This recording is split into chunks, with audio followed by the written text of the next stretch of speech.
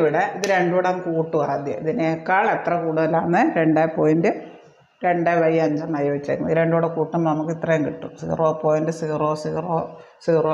3 സീറോയും 4. അതിൻ്റെ കൂടെ എക്സ് കൂട്ടുമ്പോൾ 2/5 കിട്ടുന്നു. 2/5 നമ്മളങ്ങ് ശതമാനമാക്കുന്നു. അതായത് 2/5 × 100. ഇത് കട്ട് ചെയ്യുമ്പോൾ 20 × 2 40% കിട്ടും. 40% എന്ന് പറഞ്ഞാൽ 40/100, അതായത് 0.40 വരും. 40%. 2/5 വില എത്രയാണ്? 2/5 × 100 കട്ട് ചെയ്യുമ്പോൾ 20 × 2 40%.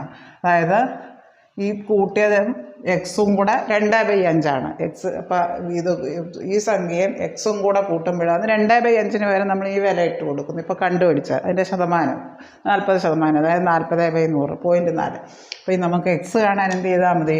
0.40 നിന്ന് 0.00044 കുറച്ചാൽ മതി. കുറയ്ക്കുന്നതിന് ഇവിടെ 00 ഇട്ട് കൊടുത്താൽ മതി. അതായത് ഇവിടുന്ന് ബോറോ ചെയ്ത് ഇവിടെ 3, ഇവിടെ 10. ഇവിടുന്ന് ബോറോ ചെയ്ത് ഇവിടെ 9, ഇവിടെ 10. ഇവിടുന്ന് ബോറോ ചെയ്ത് ഇവിടെ 9, 10. ഇവിടുന്ന് ബോറോ ചെയ്ത് ഇവിടെ 9, ഇവിടെ 10. 10 4 പോകെ 6, 9 4 പോകെ 5, പിന്നെ 9 9 3 0.39956 വരും. ഓപ്ഷൻ ഡി ആണ് ഉത്തരം.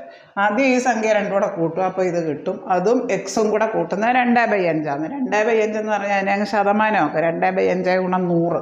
അത് കട്ട് ചെയ്യുമ്പോൾ നമുക്ക് 20 × 2 വരും. 40% 2/5 100 ഗുണിക്കുമ്പോൾ അതിൻ്റെ ശതമാനം 40/100. അതായത് ഈ കൂട്ടി കിട്ടിയത് എക്സ് കൂടെ കൂട്ടുമ്പം 40/100, അതായത് 0.40 കിട്ടും. എക്സ് കാണാൻ 0.40 നിന്ന് ഇത് കുറയ്ക്കുമ്പോൾ നമുക്ക് ഇതാണ് കിട്ടുന്നത്. ഓപ്ഷൻ ഡി ആണ് ഉത്തരം. 0.39956.